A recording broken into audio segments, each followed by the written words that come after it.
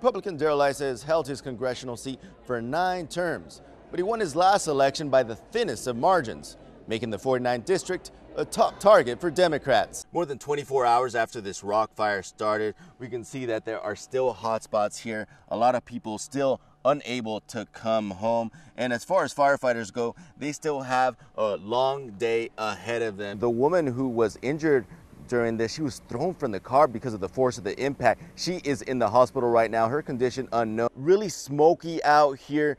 Really bad air conditions. Not a safe place to return. But when residents do get a chance to return, this is unfortunately what some of them will be coming home to. For the trainers and volunteers here at the CYAC, the formula is simple. The more time that the kids spend here inside of the ring, the less time they'll spend inside of the criminal justice system. And we're getting into the story. We're here at the annual Bike the Bay. I'm getting into it. All these people are getting into it. Oh my God. They're going to be crossing the bridge. It's their only chance to cross the bridge. We're going to have more on Bike the Bay and all the people out here. It's for a good cause, trust me. Show me what democracy looks like. This is what democracy looks like. Hundreds of Carlsbad residents showed up to Cannon Park with a loud and united message. Keep families together. The last time the United States separated families like this was during slavery.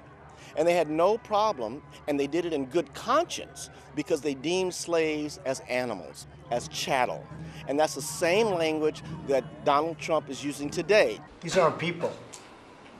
These are animals. Calling people animals allows you to treat them that way and to be able to separate families. Within this large crowd of demonstrators, there was also a pair of people who support the government's current zero-tolerance immigration policy. ICE was brought about by 9/11, and they do a job, and they do it well, and they're becoming a scapegoat, unfortunately, for this whole separation of families issue. Change the laws if you believe that these laws that are being enforced, that are on the books, are wrong. And until those laws are changed, I support those laws.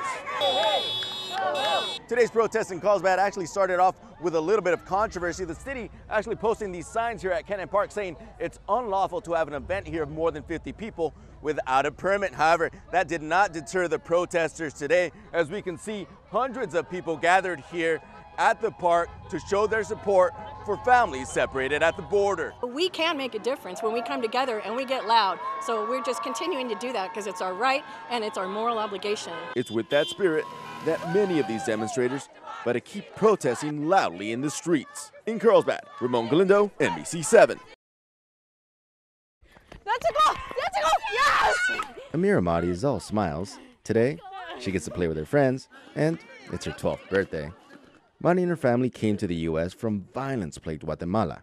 The journey wasn't easy. We got stopped in Mexico, and we stayed there for around 5 to 6 months. Her family turned themselves in to U.S. border agents. After being held for a few days in question, they were given asylum. But Amira didn't know English.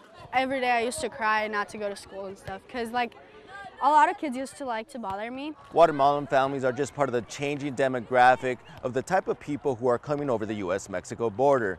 And in many instances, U.S. border agencies are just not equipped to deal with so many families. In the last quarter of the year, the Border Patrol has detained 15,000 people from El Salvador who came as a family, nearly 14,000 from Guatemala. Customs and Border Protection says that San Diego detention centers are not set up for families. It was more like a jail.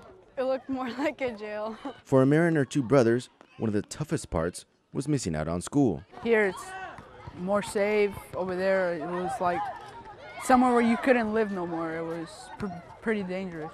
The kids are well aware of the contentious political atmosphere around them, but sports is helping them better assimilate to their new home. Guys, ready? In El Cajon, Ramon Galindo, NBC7.